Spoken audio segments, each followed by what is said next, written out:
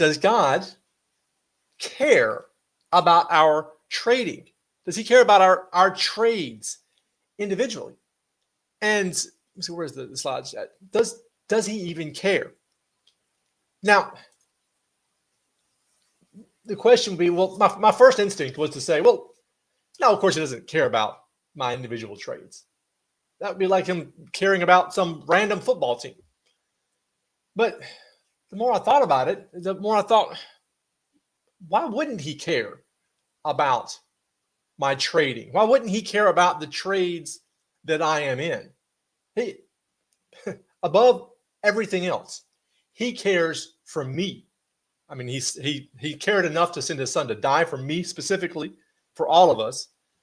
Somewhere, is it in Peter where it says we care for him because he cares for us? That might be, I'm getting the reference wrong there. But it, above all else, God wants to have a relationship with us. And that includes everything that we do. One of the things that we're doing in our Sunday school class, and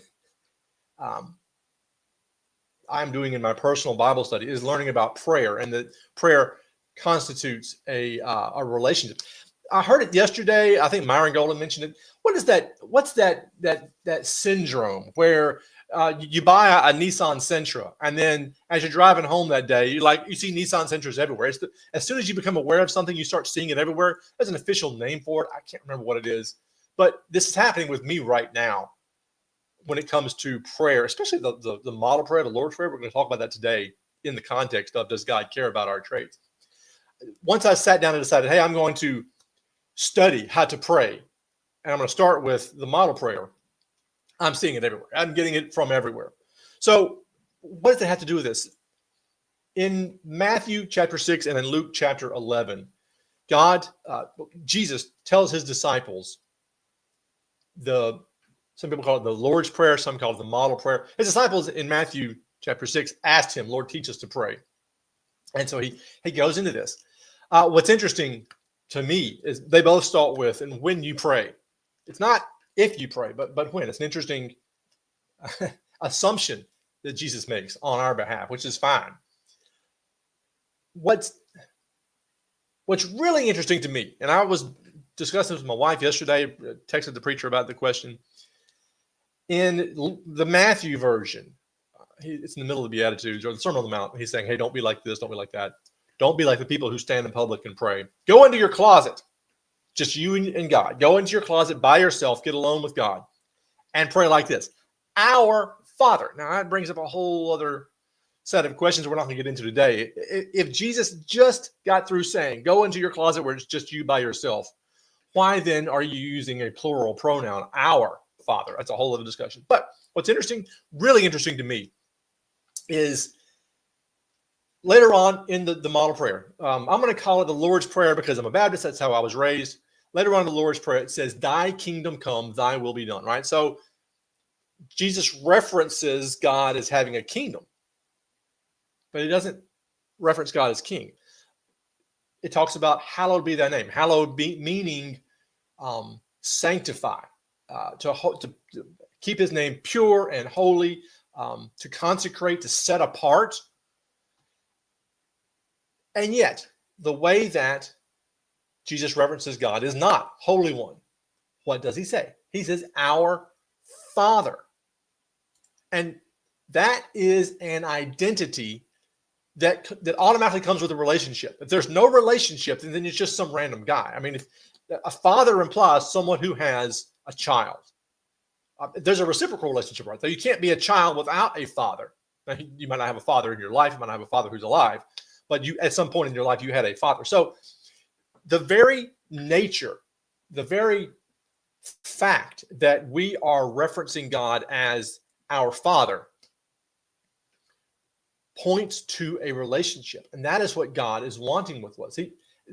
He wants to have a relationship with his child, with me, his child. He's our Father. If he's our Father, then we are his children. And what does this have to do with trading?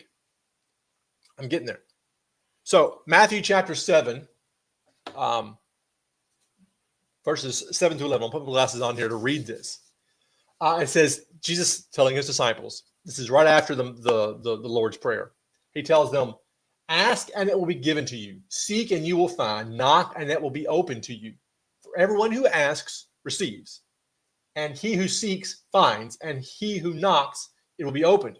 Or what man is there among you, if his son, all right, so we're implying that relationship. If you have a son, if a man has a son, then he is a father. So in other words, when Jesus says, what man among you, he's saying, what father among you? What father among you, if his son asks for bread, will give him a stone? Or if he asks for a fish, will give him a serpent? If you then, we then, being evil, know how to give good gifts to your children, how much more with your Father who is in heaven will he give good things to those who ask him? I don't know. You're like, okay, Pepper, this is great. Lord's Prayer, we've all said it. What does this have to do with whether God cares about my trading? Well, think about your personal relationships that you have right now. Your husband or your wife, your kids, your brother, your sister, your parents, your coworkers, your fellow traders. Do they care about your trading? Does your spouse care about your trading? Do your kids care about your trading?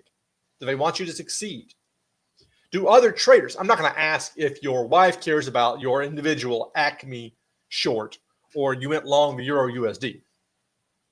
Do other traders, do other friends who trade, do they care about how that particular trade of yours is going?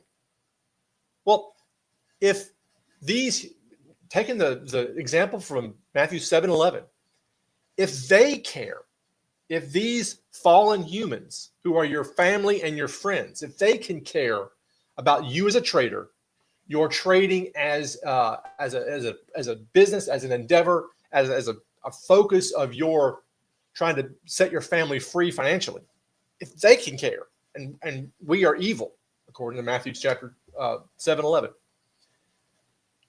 how much greater then does God care? I mean, we can just do the whole 7th grade, if A, then B. All right. If they care and God cares more than they care about anything, then we know that God cares about our trading, which then leads to the inevitable question. Okay, so God cares about my trading.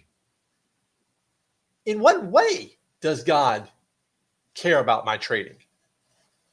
Remember, why does God care? God cares about our relationship with him. So he cares about every single aspect of our lives, including trading and all of the aspects that go into trading, which opens up a whole host of questions. What aspects of trading do you think he cares about the most? Does he care about your wins and your losses? I suspect the answer is yes, but. What do you mean, yes, but? All right, so does God care that particular long or short trade that you took added to or subtracted from your overall account balance? Probably not. Does God care about how you feel about that trade, that win or that loss? More importantly, does God care about how you behave because of it? Look, nothing in trading reveals more of our character than wins and losses. How we handle wins and losses shows more about us, what's on the inside. Fantastic preacher, great friend of mine, said it best one time: whatever's in the well comes up in the bucket.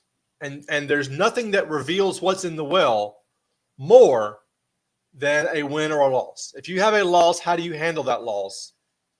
What's coming up in that bucket? If you have a win, how do you handle that win? What's coming up in that bucket? Does God care about the way that I'm trading? Does he care if I'm being honest, if I'm being responsible, if I'm following my trade plan, if I'm following my risk management? Does he care about the way that I'm either keeping trading in its appropriate place in my life, in my relationships with other people, in my relationship with him, right? Is trading in its appropriate slot, or has trading become the center of my life? Have I put trading ahead of my kids? Have I put trading ahead of my spouse? Have I put trading ahead of God? He cares about all of those things. Am I allowing trading to make me a better child of his? Is my trading drawing me closer to God, or is my trading driving me away from God? I mean, again, God cares about us and our relationship. So he cares about anything that affects that relationship, and nothing can affect your relationship with God other than family more than trading. So here's a great question. Does he care about how am I using my trading to further his kingdom? That is a question that's going to come with its own separate video. So the answer to does God care about your trading is yes, absolutely, because he cares about you and he cares about your relationship with him. God cares about my trading because because I am a trader and he cares about me. Now, what he cares about the most is how is this thing that I do affecting all of my relationships, especially my relationship with him. So my goal, my challenge for everybody is this coming week, look at yourself as a trader, look at your trading and say, how can I, number one, make sure it's not driving a wedge between me and God? But better than that, how can I use what I'm doing to strengthen my relationship with him? And going back to the model prayer, thy kingdom come, how can I use this to advance his kingdom?